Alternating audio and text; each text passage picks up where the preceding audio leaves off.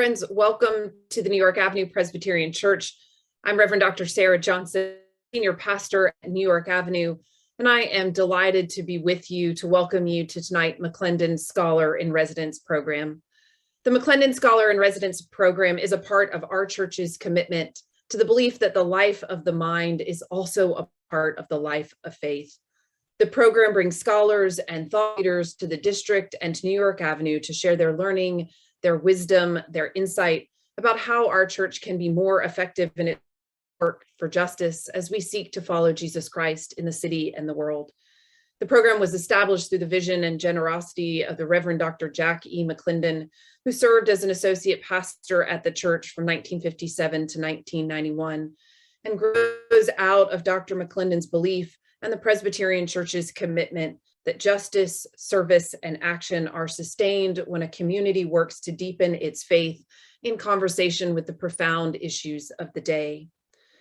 Tonight's program falls squarely within that lasting vision as we welcome Dr. Kristin Coves-Dumais to share her insights and her scholarship on the connections between American evangelicalism, toxic masculinity, and the rise of Christian nationalism, a critical conversation here in the United States and around the globe, even in this moment.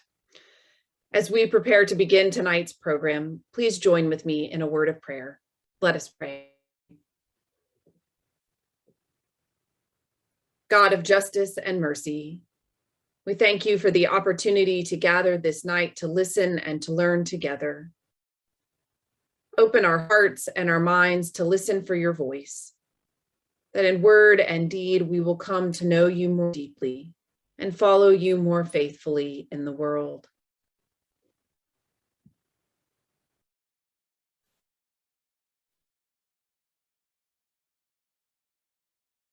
Good evening. I'm glad to have you with us. I'm Theo Brown, director of the McClendon Scholar Program, and want to add my welcome to that of Sarah's. We're glad to have you with us, whether this is the first time you've joined one of our programs or whether you've been with us for many in the past. This is our 16th year of conducting programs under the McClendon Scholar Program, and I know many of you are veterans, some of you going way back to some of the early programs, and others have found out about us more recently. We're delighted to have all of you take some time to join us tonight. In the 2 years since the pandemic hit, we have been hosting a variety of webinars online. We're going to continue to have webinars in the future, but we're also hoping to go back to some in-person programs and have a combination of that. And you'll be hearing more about that as we go on along later in the program. We've been blessed to have a wide variety of really excellent Christian thought leaders in these webinars recently, including names such as James Lawson, the civil rights hero, Krista Tippett, William Barber, E.J. Dion, Catherine Hayhoe, Corinna Gore, James Foreman Jr., many others. And you can learn more about our program on the church website, nyapc.org. You click on McClendon Scholar, and it lists all of the programs, and there are also recordings there of almost all the programs we've had. Now, after all these time as online meetings, most of you are familiar by now about how a webinar works or a Zoom meeting works, but I just want to point out a couple of things as we begin our time together, to note both the chat button at the bottom and the Q&A. Now, these are different and should be used differently this evening, and at a couple of times I'll invite you to type into chat, and then later on I'll give some instructions about typing in questions for Dr. Dumais that you can raise that I will ask on your behalf later in the program. But to start with, I invite you to go to chat. We like to see where people are from and who's here. So if you click on chat, it will open up, and we invite you to type in where you are. Are you tuning in from somewhere in the DC area or somewhere around the country? At our last program, we had people from 20 different states, and I imagine there's some of that tonight. I see Pennsylvania and Virginia and California, and North Carolina, Tennessee. You might enjoy looking through the list and seeing the range of places represented tonight. So continue to type that in if you want. If you're with a particular congregation, you might let us know that, or organization also. Now, before we hear from Dr. DeMay, I want to take a moment to get your input in another way. I'm going to ask a couple of polling questions. Now, we've not used polls before in our webinars, but they're a good way to get feedback from those of you who are participating, and we want to use them tonight to get a sense of who's in our audience. Since tonight's program focuses on a specific segment of American Christianity, we want to get a sense of the religious background and affiliation of those of you who have signed on. So we have two questions. The first one, if we can bring it up now, is this general question about religious affiliation. Click one that is most applicable for you. What is your religious affiliation? Since we're a Presbyterian church, I put Presbyterians first, and you see Baptists and AME and other Protestant. I apologize to my Lutheran and Methodist and Episcopal and many other denominational friends for lumping you as other Protestant, but we just don't have enough space for all. Then Catholic, Jewish, some other religion. And if you have no religious affiliation, and I imagine that's true of several of you, please just click that, and that is fine too. But if you would do that right now, click one and then hit submit. And then we'll wait just a minute to see and learn a little bit more about our those of you who are with us tonight and your affiliation. Look at the, some of you are typing it into chat, and that's good to see. But please also click it on the poll that is showing up on your screen at this time. Give just a few more seconds. And then for you to click which of these. And again, I couldn't list everything. You may just have to put other religion or something closest to where you are. So let's close the polling right now. Let's see what the results are here from tonight. All right, so you get a sense here. Other Protestant is very heavy, 40%, and that lumps all those groups. You see about 32% of us are Presbyterian, about almost 10%, 9% Baptist, and then a smattering of others, and 7% saying no affiliation. You can see yourself. So that gives us a sort of interesting look at our broad religious affiliation. The second question is more about the topic of the evening. We're going to be looking at white evangelical Christianity, and I want to ask you a question about how familiar are you with the white evangelical tradition? And here are some choices. Again, you just have to choose the one that's most appropriate for you. If you consider yourself an evangelical, you're white evangelical, then click that. Maybe you were raised a white evangelical, but no longer are.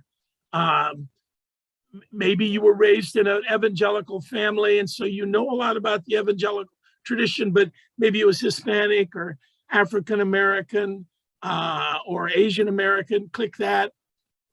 You have many close friends who are white evangelicals. Maybe you only know a few people who are evangelicals, know mostly about the tradition from the media, and maybe you know almost nothing. So click the one, again, most appropriate for you. Just trying to get a sense as we enter into this topic, how familiar you are with the white evangelical tradition we'll be talking about tonight. Okay, be sure to click one and submit your answers, and let's see what we have in that regard.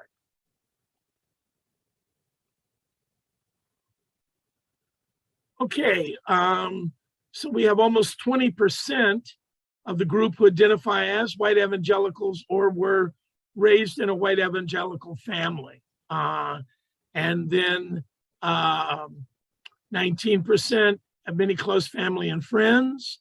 And almost half of the group, interesting to note, clicked, I only know a few white evangelicals and mostly know from media. So that plus the last one means almost 60%, 58% of us say we really just don't know much about white evangelicals. Thank you. That's very helpful to get a sense of where we are on this topic as we talk about it. So now tonight's program marks a new and a sort of new series of programs we're going to be doing, where we're going to feature authors of notable books that we think it's important for those connected to the McClendon Scholar Program to know about. And we're delighted to have Dr. Kristin Dumais initiate this series with a discussion of her best-selling book, Jesus and John Wayne. This book has received a lot of attention, and I know some of you have read it, and others of you have really been looking forward to hearing from Dr. Dumais. So here's how we'll proceed this evening. In just a moment, our pastor, Reverend Sarah Johnson, will introduce Dr. Dumais.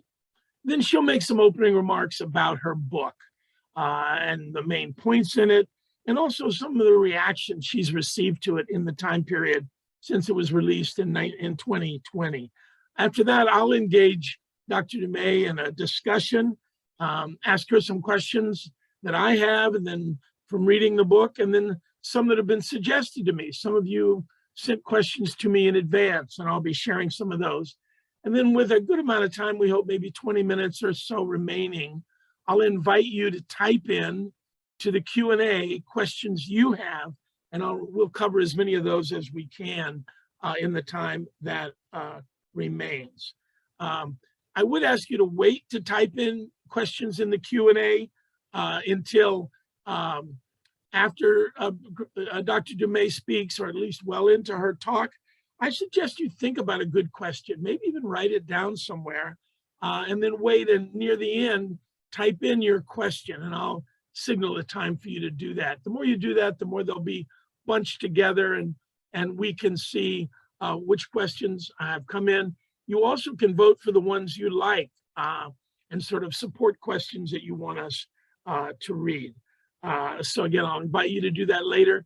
But if you have chat comments or something you want to say in the meantime, please do that in chat. And those of you who are interested can follow that and see the comments there. But keep Q&A for questions for Dr. Dumais that we'll have during the question period.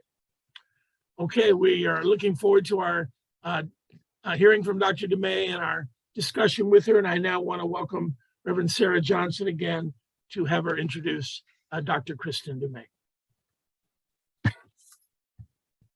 Thank you, Theo. Tonight, we are indeed thrilled to welcome Dr. Kristin Dumais to speak with us about her book, Jesus and John Wayne, How White Evangelicals Corrupted a Faith and Fractured a Nation.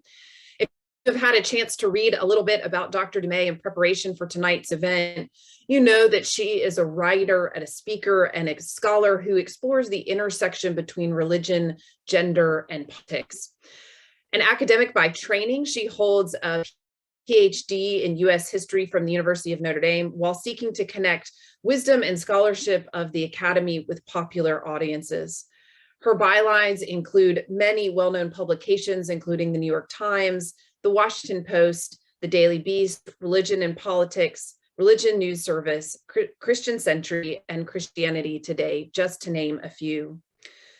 Dr. Dumais' work has also garnered extensive national attention and international attention. You may have listened to her or heard an interview with her on NPR's Morning Edition, the BBC, and countless national outlets across the globe. She is also a frequent commentator on religion and politics in the national media, and as a speaker has appeared in colleges, universities, and scholarly institutions across the country. Dr. Dumais currently teaches at Calvin University and lives in Grand Rapids, Michigan, with her husband, their 3 children, and their dog named Paco. Please join me in welcoming the brilliant and thoughtful Dr. Dumais to New York Avenue Presbyterian Church and to tonight's program. We're so glad to have you.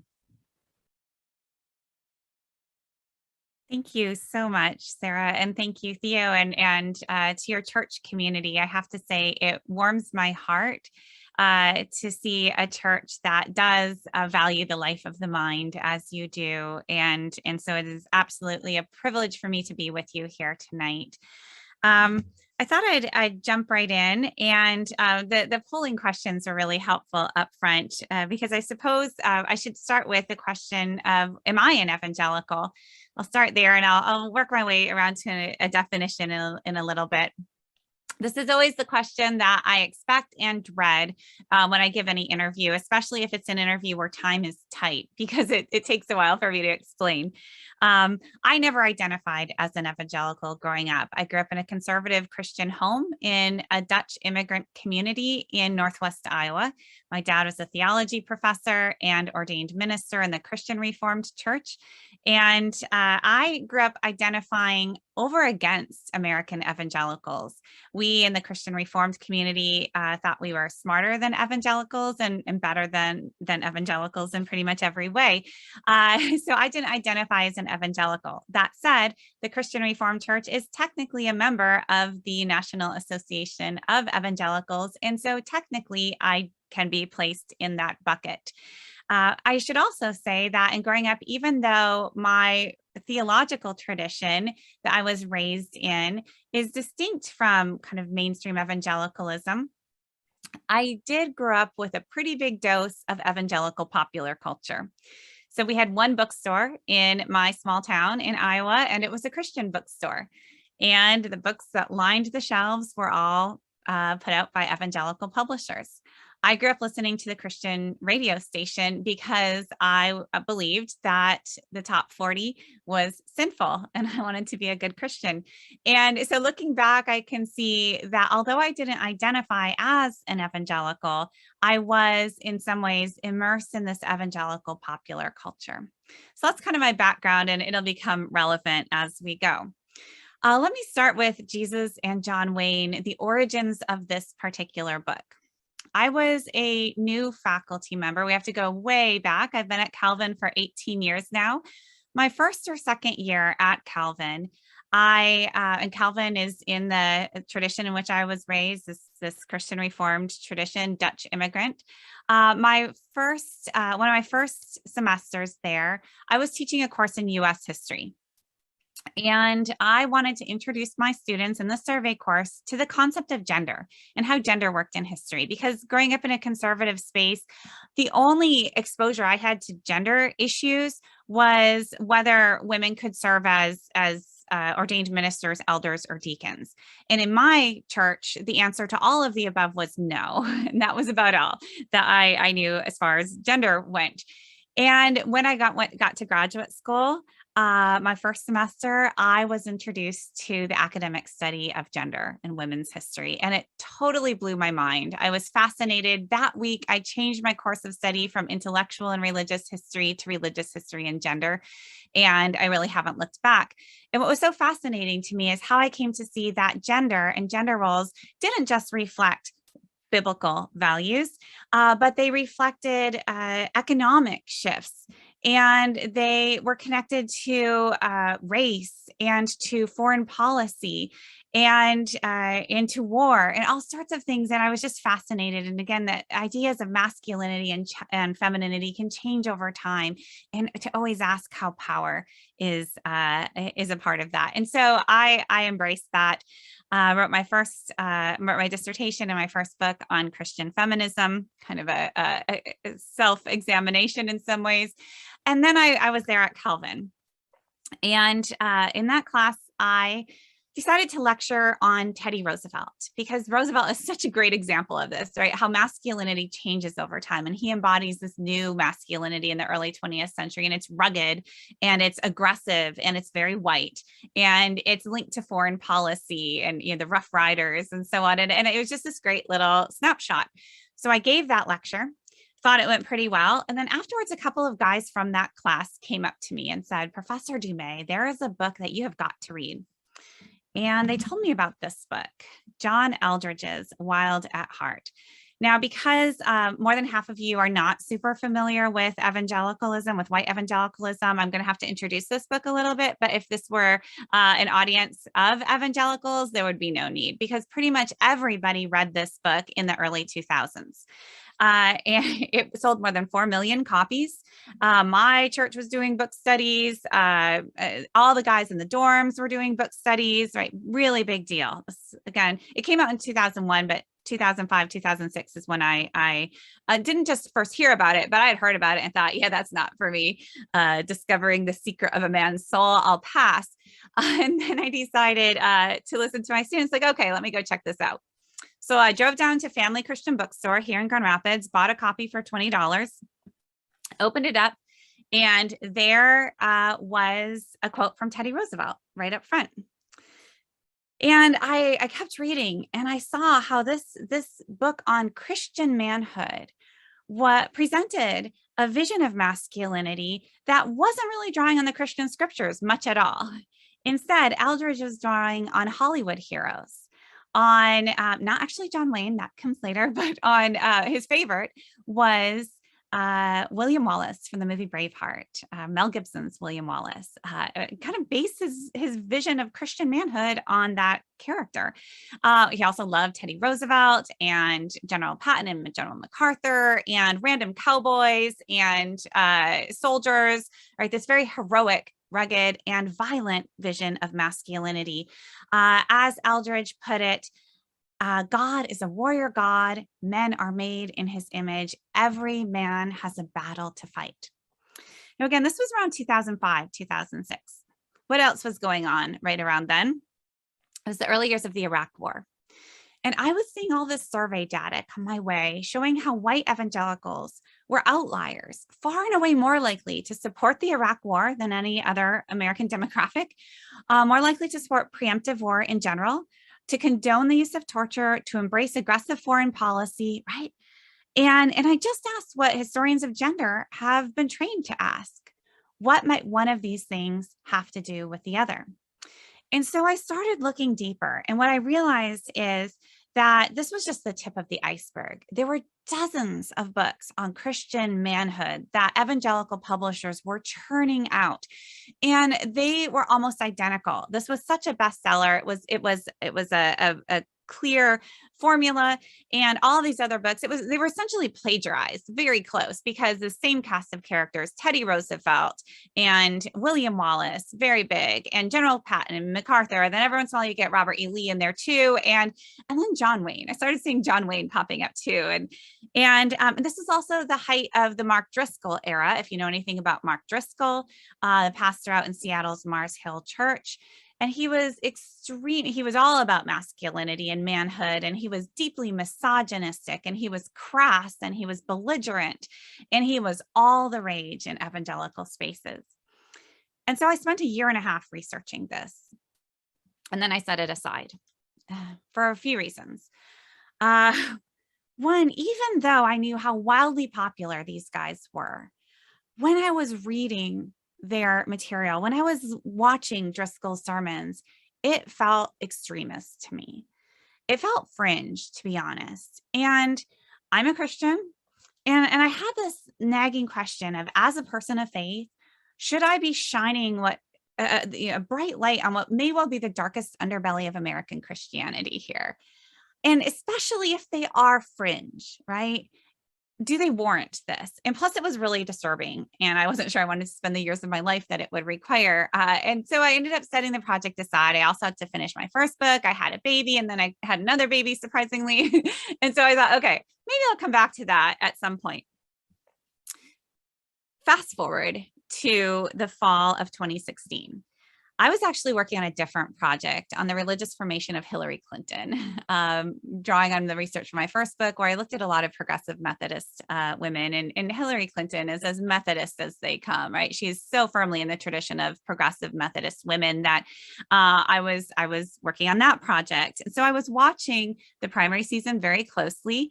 And I started to see already in 2015 the attraction of white evangelicals towards Donald Trump. And this didn't start from the top down, didn't start with the national leadership. It started at the grassroots. Already in August 2015, the first survey data comes out showing this affinity. And then we saw that support grow over time. By January of 2016, we see some leaders start to support Trump, Jerry Falwell Jr. and Robert Jeffress among the first. And then we just see that support continue to grow until we get to October of 2016. By that point, it's clear evangelicals had absolutely thrown their support behind Trump, helped him secure the nomination. And then we had the release of the Access Hollywood tape. You probably remember. And this just focused the nation's attention on this pressing question. How could evangelicals, the family values voters, the moral majority, support a man like Donald Trump? We have him now on camera admitting to assaulting women, right? Surely, right? They're gonna fall away. One or two wavered ever so briefly, prayed about it, and then we're right back behind him within by the week's end. And so that's when this clicked for me. That's when it clicked.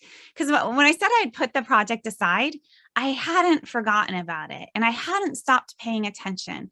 And in the ensuing decade, I saw one after another of the men who had been promoting this militant Christian masculinity become embroiled in scandal.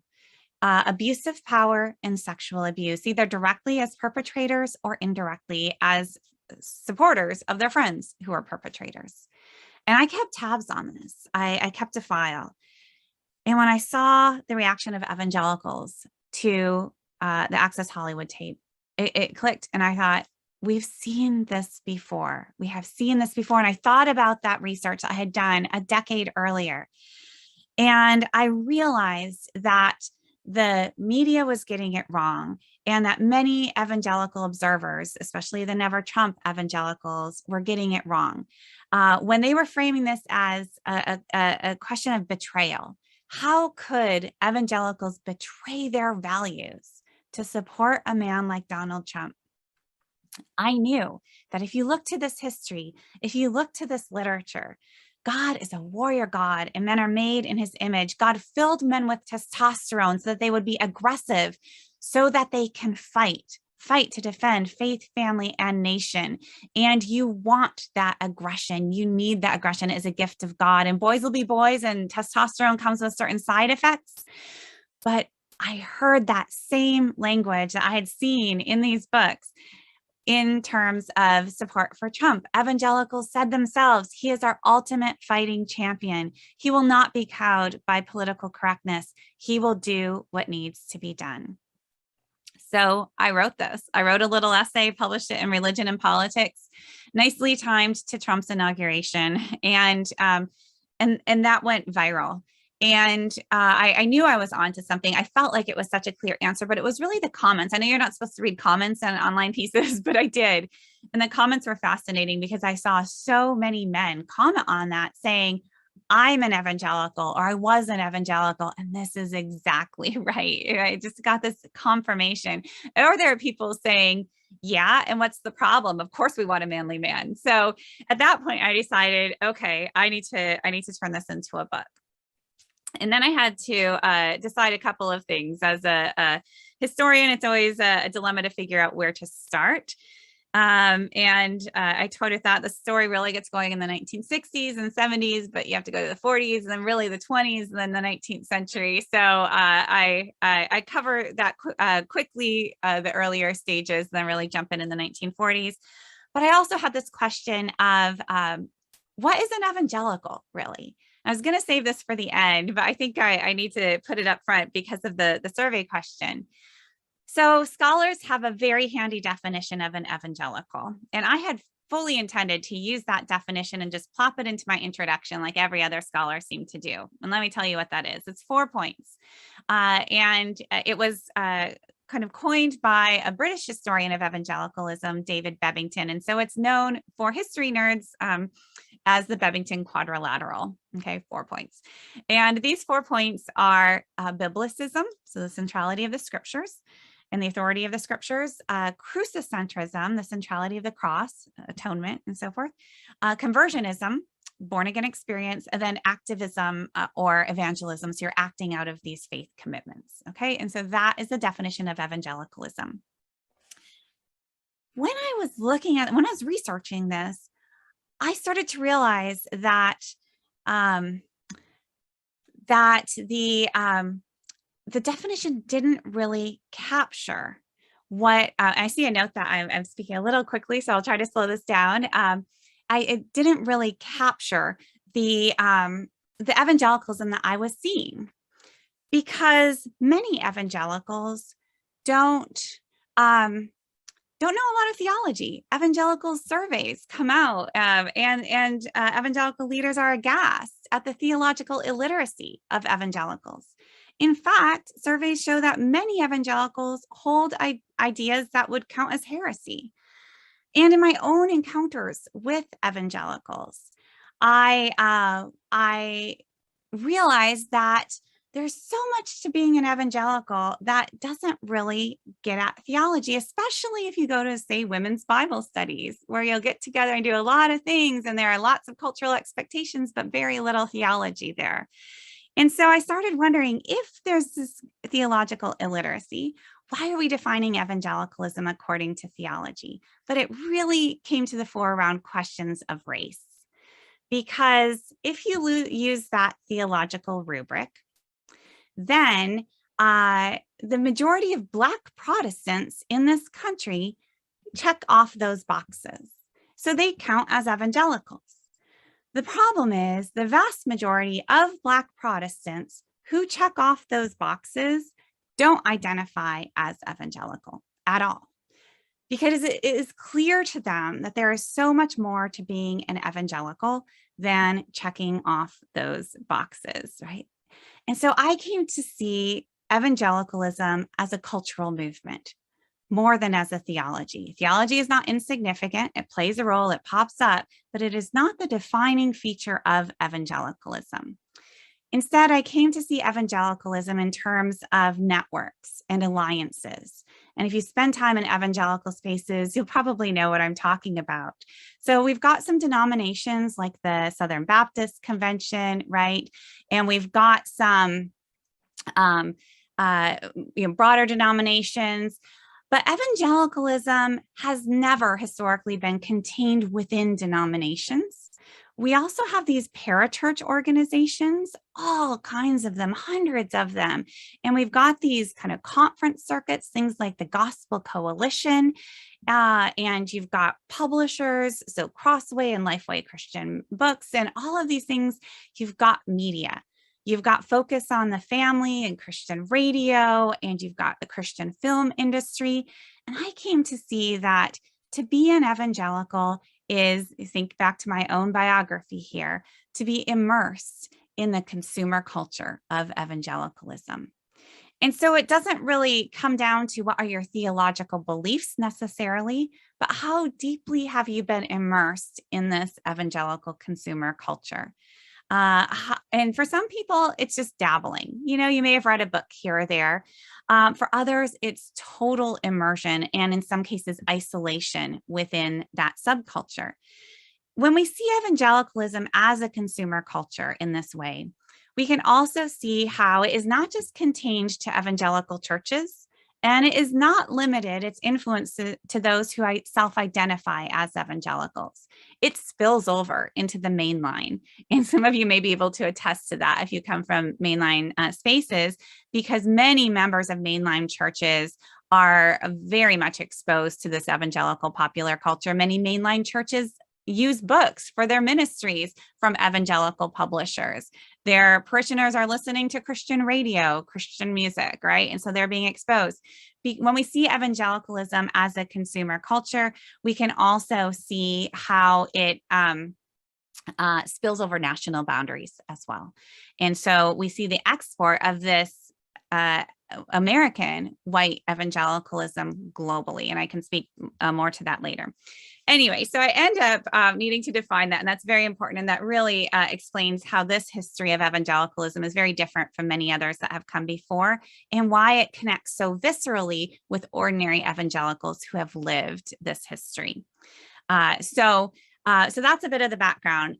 Very quickly, I'll kind of sketch the historical trajectory, but essentially what I end up doing is, through the lens of this popular culture, as well as a more traditional history, I show how in the Cold War era, the ideas of gender and militarism, of masculinity and militarism become intertwined. Evangelicals embrace anti-communism and gender traditionalism at the same time, and those are linked because we needed strong men to defend Christian America. Communism was anti-God, anti-family, and anti-American, all of the things evangelicals held dear. The thing is, they weren't that different from many other Americans at that time in the early Cold War era. This was the Leave It to Beaver era. This was the consensus era. All of that changes in the 1960s. That's when you have the civil rights movement disrupting the status quo, particularly for Southern white evangelicals. And you have the feminist movement challenging this gender traditionalism. And you have the Vietnam War and the anti-war movement.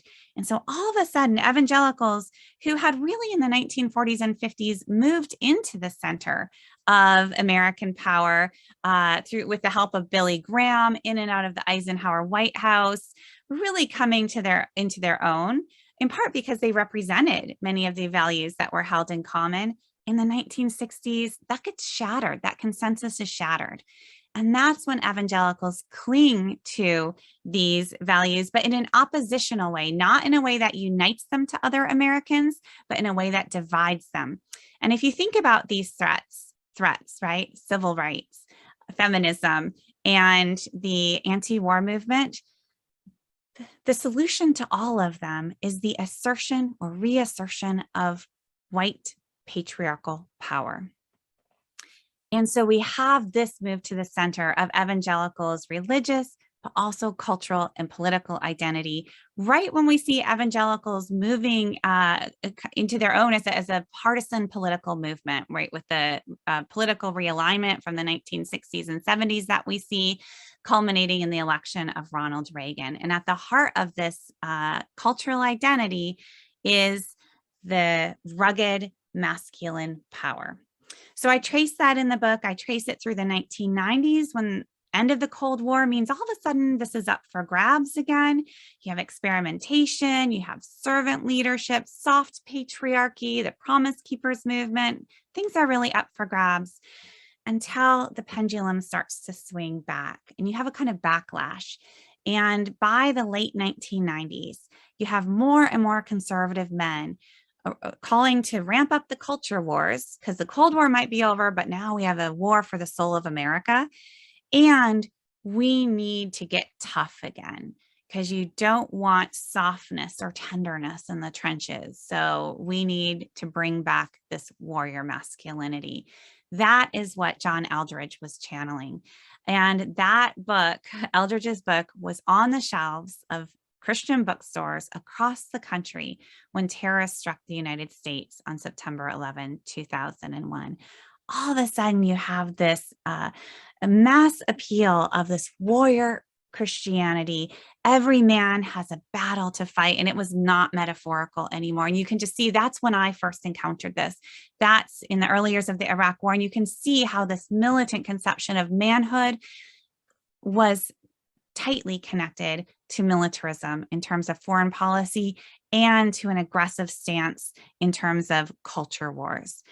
So that's the story I trace up through the 2000s. The Obama presidency heightened the sense of embattlement, and the proper response was one of aggression, of preemptive strike. And into all of that waltzes Donald J. Trump. And no one could hold a candle to him from the Republican stage at those primaries in terms of aggression, in terms of breaking all of the rules, and in terms of promising to protect Christianity, his words, and do whatever needed to be done. So that's the thesis in a nutshell. I'll just give a couple of takeaways here before we open it up to questions. I already talked about the defining evangelicalism largely as a popular culture. Another question to get to focus again is that early nagging question. Is this fringe? Is this an extremist movement, or is this mainstream? And if you read the book, you'll see that this is a question that I keep pushing in different ways. And I'm testing this out. How do we have some very fringe characters, Bill Gothard, Douglas Wilson, and even you can say Mark Driscoll. And then you have the mainstream folks like James Dobson or John Piper. You've got Christianity Today. And what I do in this book is I show the affinities, the connections between the fringe and the mainstream evangelical, the respectable evangelicals. And I think that's actually really critical right now as we look at some of the threats to or potential threats to American democracy from the right wing and the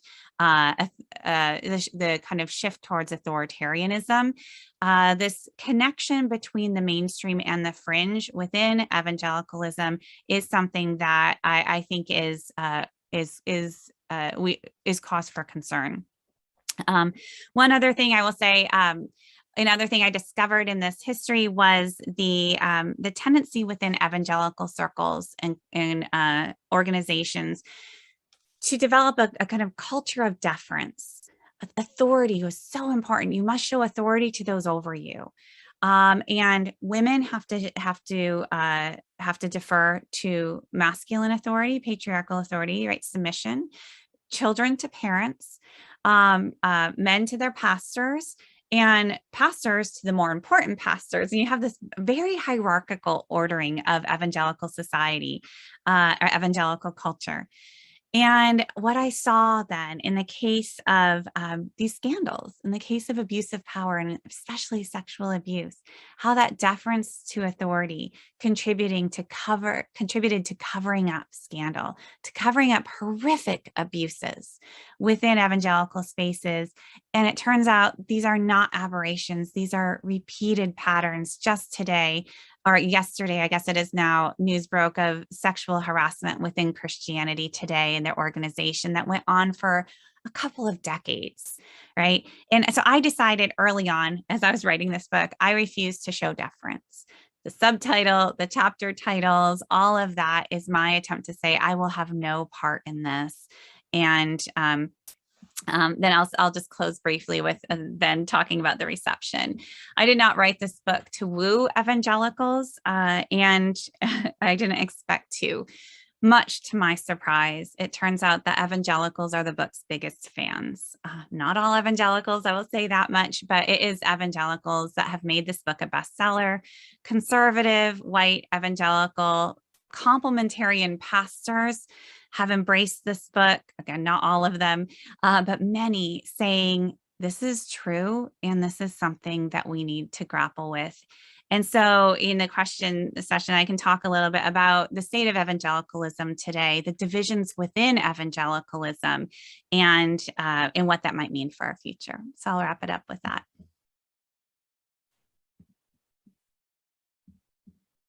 Thank you very much, Kristin. Lots there to chew on and to pick up on. And I'll start by just jumping in with a few questions and then bring in some questions from others as we talk.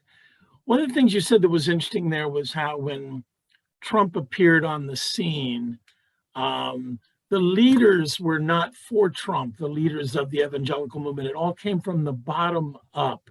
The leaders were all for Ted Cruz or Marco Rubio or, Jeb Bush. Or what do you make from that? What does that say? Is that a product of this sort of biblical ignorance you referred to, or what is it that's going on that led this to be such a groundswell for Trump and not from the leaders at first?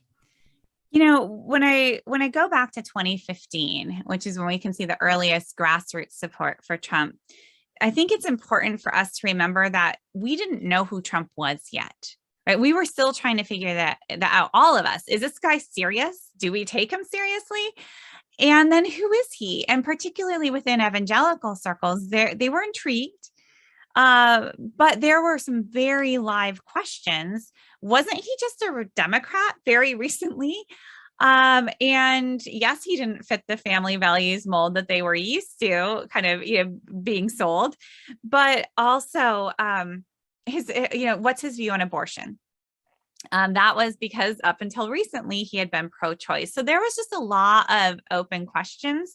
What we can see is they had a lot of other valid candidates, right? You mentioned Ted Cruz is kind of the Trump light. I like to think of the same people who are attracted to Cruz, easy to cross over to Trump. He was also, fairly combative, Christian nationalists and so on. And so what I saw happening is the more evangelicals got to know Trump, particularly on those debate stages in the primaries, as he came out really tough, as he came out, just breaking the mold, that's when we saw more and more people fall in behind him as this guy's different. We are tired of politics as usual, and he will protect us.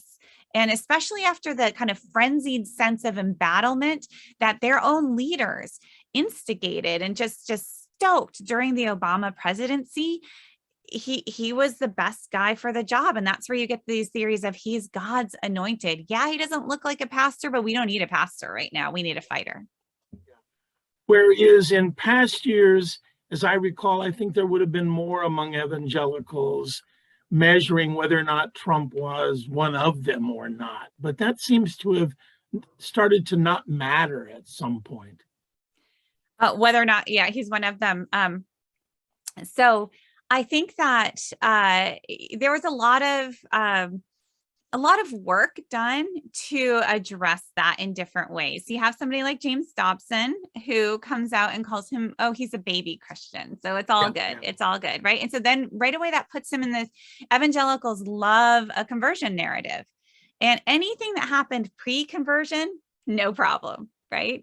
And so that was very effective early on because you don't want to snuff out this, baby Christian faith here. So that was effective. But then you also have from the more charismatic spaces, again, this idea of God's anointed one, and so, yeah, it's kind of crazy, isn't it? But it works. But then, yeah, you also had people all along saying, we don't care, or, somebody like, or part of the thesis of the book is they transform Christianity itself. So Jerry Falwell Jr. is a great example of this, where no, this is what Christianity should look like. It should be tough. It should be aggressive. Don't give me that, Mr. Rogers kind of stuff. And so Trump fits right in, and it doesn't matter if he doesn't know his theology. It doesn't matter because he has this warrior identity, and you can see all of those strands at play. For some aspects are more appealing than others, but together it comes together quite powerfully. One of the things I thought about reading your book was that while you write about these developments within the white evangelical movement and certain changes and emphasis that have happened, one of the things that I kept wondering about that in a way isn't part of the story here about how white evangelicals have not changed, in that from the 50s or 60s, if you look back, most of say Protestant denominations certainly were not questioning patriarchy very much. But when the 60s came along, all the other churches began to question it, and the white evangelical Southern Baptists and others didn't. Is that part of it? They're just defending against change, or how do you see that? Yeah, I think so. That certainly the case could be made, and and certainly evangelicals would like to make that case, right? That they are remaining faithful, and the rest of American culture is veering off. And I do think that at first I thought you're actually going to go a different direction with this question, because within evangelicals, like the evangelicalism, the critics will say that evangelicalism did change, that it became much more combative, that it embraced Christian nationalism, that things were good in the Billy Graham days, and then things went terribly wrong somewhere more recently, like in the last 5 or 6 years kind of thing, right? That's a lot of what I hear inside evangelical spaces, right? My book really pushes back against that, particularly around this question of Christian nationalism. And Billy Graham total, all in Christian nationalists. Now, you could say evangelicals haven't changed. However, it really depends where you start, because we could also go back to the early 20th century, which is where I kind of skipped because of time. But I set the stage in the book to show how let's say in the 19th century, even evangelical views of masculinity were varied and really held up this gentlemanly ideal, that self-restraint was a sign of Christian manhood, right? And so you see a dramatic change over time. If you take a look, history's going to show change over time, even when traditions claim that they've been constant. When you look at World War I, you see that, sure, you had your Billy Sunday, an evangelical preacher who was rah, rah, war. That was actually a more common stance among liberal Protestants, whereas many conservative Protestants were anti-war. They were pacifists. They rejected the idea that America was a Christian nation, because to be a Christian meant your soul was saved. And how could a nation have its soul saved? And besides, look how evil the country was, right? And so it's important to keep these things in mind. Otherwise, it feels like, within evangelical spaces, tradition is so important. You can also, my whole first book is on evangelical feminism in the late 19th and early 20th century. And there are strong traditions of evangelical feminism in American history. Evangelicals who take the Bible seriously, who interpret it as, announcing liberation for women. So as a historian, I have to ask the question, why these interpretations? And why in this moment? And so I most of my work isn't showing continuity as much as disruption. You mentioned that many of the people who liked your book the most have been evangelicals. And like one of the questions I got submitted in advance from Julie M., didn't get a last name, was about white evangelicals who don't buy into this view that you describe. And are they growing in numbers? What do you see happening? And where are they hearing alternative voices as opposed to the ones you point out? Yeah. So if we think about the numbers of kind of polling data, if we go with that 81% of white evangelicals voted for Trump, and it's roughly the same from 2016 to 2020, depending on the survey, that leaves 19% who did not. And I have not seen, I've been watching closely, reading the survey data that comes out. I have not seen growth in that 19%. But what I have seen are a lot of people who were ambivalent, who were uncomfortable with Trump, with the direction that they saw their churches or their pastors taking, but couldn't quite articulate it, particularly because they had grown up in spaces where to be Christian was to vote Republican. There were so many truths that were just handed down and taken for granted. And so what I see is those who are already uncomfortable and not all in have become emboldened, have through this book, through other resources, through other conversations, through other leaders like Beth Moore or Russell Moore, who have come out and said no to this Christian nationalism and no to the support for Trump. I've seen people now, grassroots, local churches, within Christian organizations say, no, this is anti-Christian, and they're speaking boldly. And many of them are getting picked off and isolated.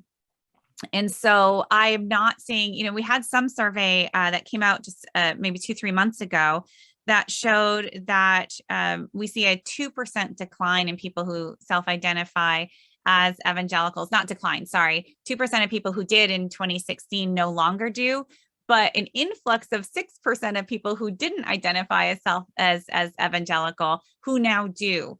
And so they are responding not to theology at all. They're responding to this Jesus and John Wayne vision of what it is to be an evangelical and saying, oh yeah, that's what I am. So you see the numbers actually strengthening in some cases. This whole point about people not responding to theology at all is so interesting. As you know, when we talked earlier, my father was a Southern Baptist pastor, so I know a little bit about this tradition. And I know when I was young, biblical knowledge and study and arguing about the Bible was everywhere. And I think to the extent people looked at candidates, they tried to look through that. Do you get a sense that there is a lot less biblical literacy among evangelicals than there used to be? Maybe that's true for all of Christians or churchgoers, but the ability for a people who say they're the people of the book, I spent a lot of time in Vacation Bible School learning about, that was the center of our faith. And to ignore it in so many ways, you point out that really doesn't factor in. Just say a little more about that. Is it a decline in catechism that's part of what's going on here? Yeah, that's part of it. And I will say there still is a theological core, so within SBC seminaries and, organizations like the Council on Biblical Manhood and Womanhood, they'll be churning this stuff out very regularly, theological takes on all sorts of issues. But there too, a lot of a place like the Council on Biblical Manhood and Womanhood will be, packaging and selling biblical manhood, which has all sorts of cultural layers on top of it. But in terms of this formation, I think that evangelical kids who grew up in the 90s and early 2000s, they'll talk a lot about Veggie Tales and Adventures in Odyssey, right? These cartoons and radio shows. And I mean, Christian youth groups, it was this popular culture, Kirk Cameron movies, and purity culture, right? So to be a Christian was to, the silver ring and purity balls and a lot of talk about not having sex, right? And not a lot of catechism, frankly. And so, and then I would also say that we have to think about evangelicalism as not just a popular movement, but a populist movement, and becoming increasingly so, which is to say you'll still have leadership, you'll still have theologians, you'll still have theology happening, but what is the core identity? And especially for people who are, declaring themselves evangelical today, it is not the theological teachings at all. It is this socio-political identity. One of the other questions I got, and this one was just sent in without a name, but I thought it was interesting. And someone points out, of course, that evangelical masculinity isn't just a story about men. No. You talk some, you have a whole chapter on Phyllis Schlafly, for instance, and you talk about her role throughout the book and other, but could you say a little bit more about how women have helped to prop up patriarchal Christianity and these militant ideals of Christian masculinity? Yeah, this evangelical patriarchy could not be sustained without the active support of women. And so I do have a whole chapter on it. And Schlafly was actually Catholic, but very influential in evangelical spaces. I talk about Elizabeth Elliot and Maribel Morgan and others. And then I had to kind of let the femininity side go to keep with the masculinity, but I'm making up for it in my next book, which is on white Christian womanhood. So I hope to pick up some of those strands. But yes, so you'll have evangelical women really embrace this kind of cultural femininity. And they are the ones on the front lines promoting female submission. They're writing these books for how to be a good wife, sex manuals, and they're the proselytizers, really. And for a variety of reasons, as I say in the book, they genuinely believed or were taught that this is God's word.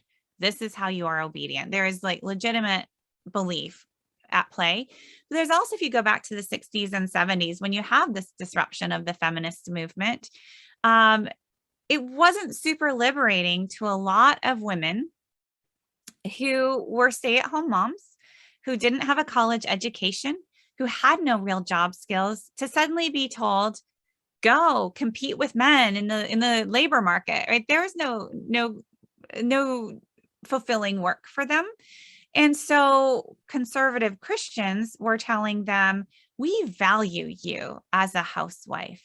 You are doing God's work, and here's how you can achieve happiness as in your place, because what woman can really change her circumstances, really, right? And so there are some practical reasons, I think, too.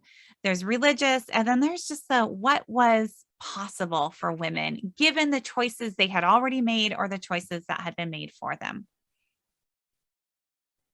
of other traditions, also one of the questions that was sent in was from Rua Bull, who says she's a Roman Catholic and was troubled to see how many Catholics, particularly older folks, voted for Trump, and wants to know what insights you have about this same appeal to Catholics. Is the John Wayne image working with them and in other traditions also? What do you see on that? Yeah, so I went to the University of Notre Dame, and this question is always on my mind. And I have friends who are scholars of American Catholicism, and I've actually been trying to recruit one of them to write a Catholic version of Jesus and John Wayne, because the story runs parallel, but it's not exactly the same story. Where the stories intersect most clearly is in the political realm. Right. So the rise of the religious right, that's where we see this unity around somebody like, Phyllis Schlafly is an important figure here. And you see in terms of national politics, evangelicals and Catholics coming together, which was strange. Right? Up until the 70s, most evangelicals detested Catholics.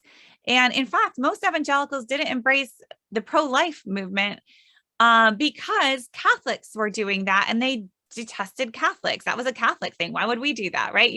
And so over the course of the 70s is where you see this, the Catholic and the conservative Catholic, conservative Protestant kind of bonds developing around political and social issues, much more than around any theological or actual like community issues.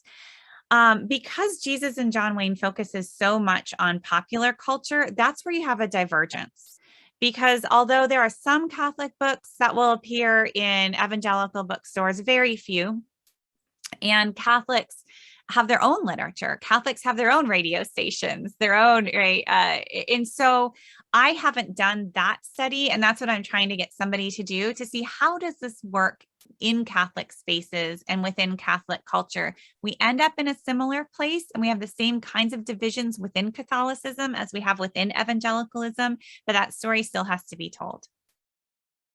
Some of you all out there have written some good questions, and if you have a question, want to write it in, type it in Q&A right now, and I'll pull some of these and add them into the discussion. One question I got in advance from Mary Nesnick, and I saw someone mention it online also, was a question about the growth between this militant white evangelicalism and support for Israel. I know you write some in your book about the impact on specific issues. You write about guns and some things. Do you have a sense of that there's greater support because of this? I mean, we know there is this, for a number of reasons, ties between the evangelical community and and Israel. But is that one of the impacts of this, an increase in that support, you think? Yeah, I mentioned it a couple of times. I could have done much more. In fact, I probably could have had a whole chapter on that. And yes, it's part of that. The kind of pro-Zionist strand within American Protestantism or evangelicalism in particular goes way back, right? So there's a long history there, and then you have that, kind of powerfully embraced by conservative evangelicals in particular, and this is linked to the kind of charismatic and prophecy strands of this broad umbrella evangelicalism. Historians sometimes divide Pentecostal charismatics from evangelicals for following the kind of survey data and where we are today. I lump them together, but they are different, but I would say they are less different now than they used to be because they are all consuming the same popular culture. Evangelicals are promiscuous consumers. They will tune into a Pentecostal televangelist on Sunday morning, and so the divisions just aren't that stark anymore. But to get back to the Zionism, that is very much a part of this evangelical popular culture. There's lots of Christian fiction written that's pro-Zionist. And I came across an intriguing suggestion that this kind of militancy was fueled during the 6-Day War already. And this kind of, and so I didn't end up developing that. There wasn't much research on that, but that's always kind of stayed in the back of my mind, that I think this needing to fight to protect God's people is consistent across the Zionist movement and then this kind of Jesus and John Wayne Christianity. There's a question that came in from Nick Thornton about Billy Graham, who you mentioned earlier. Actually, growing up, I always thought Billy Graham was fairly progressive for some of the Southern Baptists because at least he stood up on race and integrated his, but obviously he's a very, in other ways, a very conservative figure, of course. But he asked an interesting question. See the difference in approach between Billy Graham and his son Franklin.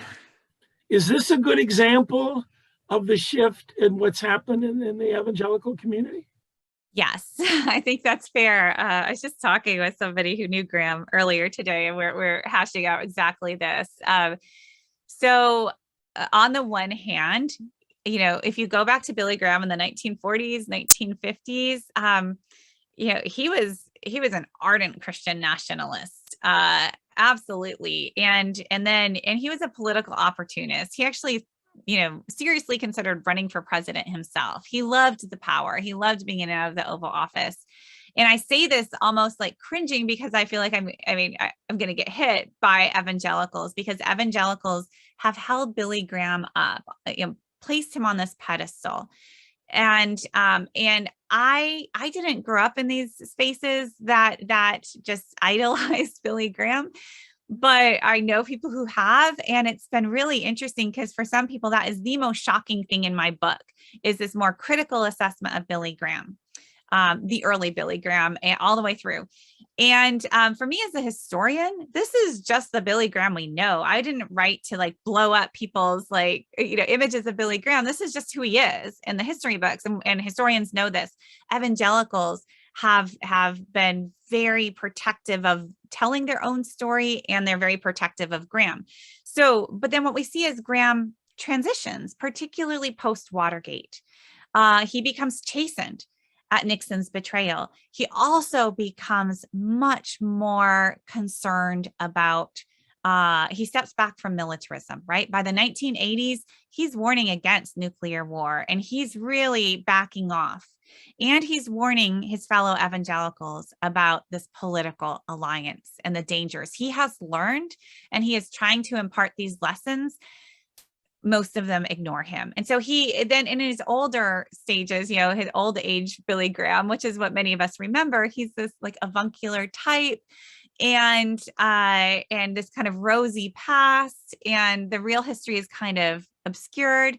And then his son Franklin is a great example of kind of taking the more problematic aspects of his dad's earlier years and then just running with it, and absolutely seems to be uncontrolled, untempered, and is kind of a great example of this more populist and popular right-wing evangelicalism. I recall I think an interview I read with you where you said that your editor wanted you to put something a little more positive at the end of the book, a little more hopeful, and you didn't add a whole lot. You had one sentence about what has been done can be undone.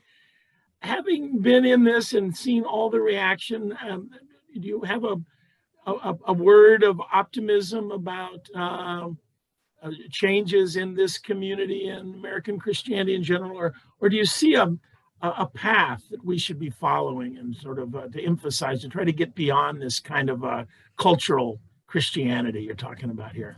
Yeah, I was not very hopeful when I finished the book. And well, you're a historian. It's your job to get us to understand what happened. But we are not the most hopeful people. We know too much. Right, and he said you can't leave your readers here. It's you're being too cruel to your readers. You've got to give them something to hold on to. And I was like, this is all I've got. And so I gave him the last sentence: what was once done might also be undone. And at the time it felt very feeble.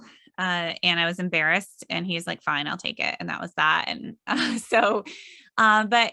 but it is true. It is true that if you know this history, especially within white evangelical spaces, where so much is just assumed as God ordained, as traditional, as it has always been this way and therefore always will be, what I can do, what any historian can do, is say things have not always been the way they are now. And let me show you how this came to be, right? Again, change over time.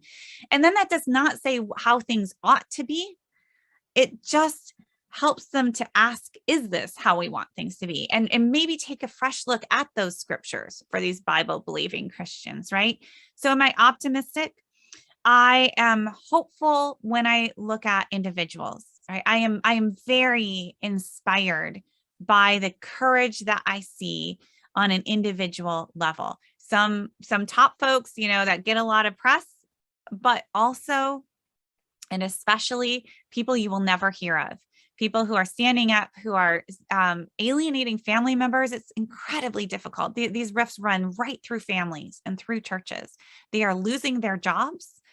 And I see this, and it is deeply troubling. I get these stories every day, and it is also inspiring. I'm not hopeful. I'm not. I'm supposed to end with some sort of a note of hope. Here's why I'm not. Again, I don't see the shift in institutions. And what I see is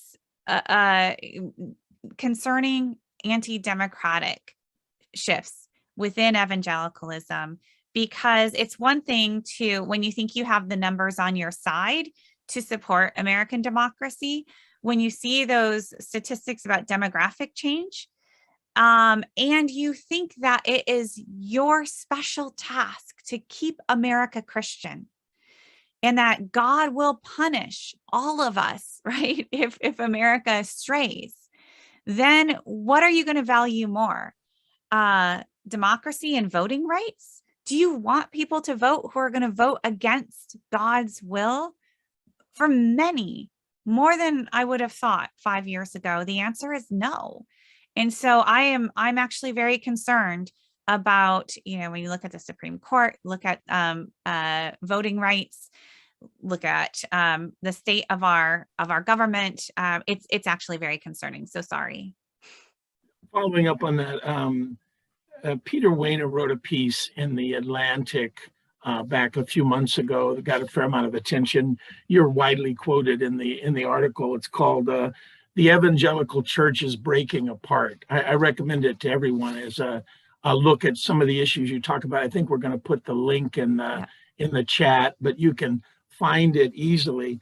And he quotes someone as saying that the divisiveness in the church, especially among evangelicals, is a generational catastrophe, meaning that young evangelicals are being turned off and they're leaving in droves.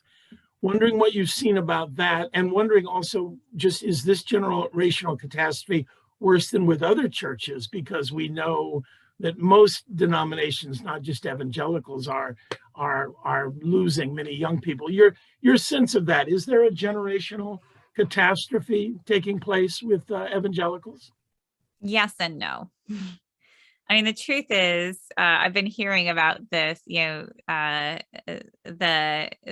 it was not catastrophe, but very serious problem within evangelicalism for more than 2 decades, right? So this is a perennial thing where you have young evangelicals who do end up leaving, or who hold more progressive values, and then somehow either they leave and they're no longer those progressive voices in these spaces, or they somehow grow up to be older evangelicals and become more conservative. I don't know. So I always take that, sometimes it feels a little bit like wishful thinking, as we're on the cusp of change. We're on the cusp of change, and the end of conservative evangelicalism is nigh. I've been hearing that for decades now. So grain of salt there.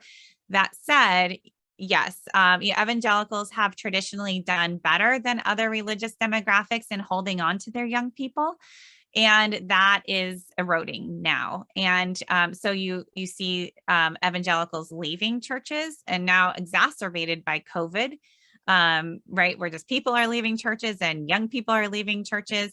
And you have a pretty stark divide around some of these conservative political values, particularly on immigration, climate change, and LGBTQ, not so much on abortion. And so that divide is real. People like, Pete Wehner are trying to like call their fellow evangelicals to, hey, this is an evangelism thing. Stop, what you're doing. Don't be so radical. Think of your children. It's not a very effective strategy, I would say, because so many of the people that he's trying to convince, their Christianity is this right-wing politics, right? It's so enmeshed that to give up any of these causes is, in a sense, to compromise their faith. A couple of questions here. We're getting near the end, just time for a few more things, and then I want to offer you a chance in a minute to make some closing comments, whatever you want to highlight from our discussion. But a couple of just questions about what can we do to, if you will, recapture the faith, picking up on your title. And Beth Braxton asked, there have been a couple of others similar, how do we more white liberal mainline church Christians engage with the white evangelicals on the truth of the gospel? Is there common ground? And or just generally, I guess, the question how to approach and partner, and are there ways to do that, or to support perhaps those evangelicals who are resisting the kind of thing you're talking about? And then a question someone else asked, just to mention too, Lynn Shabman at New York Avenue asked about the media seems to be obsessed with stories of this kind of John Wayne Christianity, and how do we get away from that? How do we get the attention of a media system that loves the kind of stuff that evangelicals do because it's good copy? Yeah, sorry, I'm aware that I've contributed to that the last year and a half too. But oh, really good questions. So what can liberal mainliners do? I think that argument doesn't change people, right? We know that. Relationships do. And for many conservative evangelicals, their communities are so tight. They have their churches, they have their small groups that they connect to. They might send their kids to a Christian school or homeschool, right? So their social orbits are often, not always, but in many cases, just very evangelical. And so to have those relationships, to talk across these religious differences, and not to argue, but to find that common ground, to connect. And honestly, I grew up in a conservative space where I heard that mainliners weren't Christians, and that mainline churches were just glorified social clubs. That's what I thought. That's what I learned. And then, to my great shock, when I got to graduate school, and especially starting to study the history of progressive Christianity and progressive Methodism, beautiful theology there. Beautiful theology linked with social activism. And then I learned about the Black church, right? Like totally not a part of my experience growing up, my knowledge base. Gorgeous, gorgeous theology and lived experience of the faith. And so I think the more that but we have segregated ourselves, certainly racially, but also, in this polarized moment. So as much as we can find those spaces and then not enter them and, say hi and grab a cup of coffee and then wait 5 minutes and then jump in, to like hash out the differences, just to be, and to show that you are a good person and that you maybe love the scriptures if you are a Christian, right? Or and that you value your family and other people's families and these things, because there are such caricatures out there in these spaces. I honestly think that the most effective thing is we have to work in real life spaces to reach across differences. It's going to take a ton of work, and it's not going to be an instant result, and you may never see the result, but we have to work on that. Thank you. Very good. Appreciate those comments and a good summary of how to think about the challenge we face. Before we close, I want to do just a couple of things, and I do want to invite everyone. You've been watching this. You've been asking some good questions, putting some comments in chat. I want to pose sort of the question, some version of I just posed to Dr. Dumais for you to respond to. And that is, type into chat, if you would, as we are concluding here, and answers to this question. In light of what you've heard tonight, what should we do? And that can be individually. Is there an action item you see for yourself? Are there issues that come to mind we ought to work on? Is there a particular approach we ought to have towards other Christians who have a different view of things than we do, but maybe there's some commonality that just in light of what you've heard tonight, what should we do? What do you say that personally and or to your congregation and those around? Just take some moments and type in some answers. I invite you all to look at the answers. It's very interesting to see the comments. Someone already there talking about learning how to talk across divide, cultivating friendships, echoing what Dr. Dumais said about building relationships and connections. So continue to type these in, and I encourage you to look at those, and we'll leave the chat open for a little while, even after we close, for anything there. I want to share just a couple of announcements, and also to remind you about Dr. Dumais' book. If you have not read it, you've been hearing about it. Hopefully tonight you are encouraged even more to want to read it, and I really do urge you to get it. It's an excellent history of what has happened with white evangelical culture over the last several decades, and about our culture in general. I think you'd find it very interesting. And it's available, of course, online in a whole variety of ways, and urge you to get a copy and read it as you can. I have a couple of quick announcements, and then I want to share a couple of short quotes to close, which I do think point at some of the things that Dr. Dumais was talking about when she talked about how we respond to this. The first thing is that New York Avenue Presbyterian will continue discussion of Dr. Dumais' book this Sunday at 9 a.m. during the adult education hour at the church. It'll be in the Lincoln Parlor at the church, for those of you who know our physical facility, but you also can attend online. And if you go to the New York Avenue website, nyapc.org, you click on upcoming events, and you'll see some events there, and you can register. So you can participate even if you're one of those people from out of town and across the country. You can join in the discussion online. It'll be a sort of hybrid meeting. So we invite you to do that. And then the other announcement is that our next program will be Wednesday evening, May 11th. And this will feature Jim Wallace, who many of you know and are familiar with, the founder of the Sojourners community, Sojourners magazine.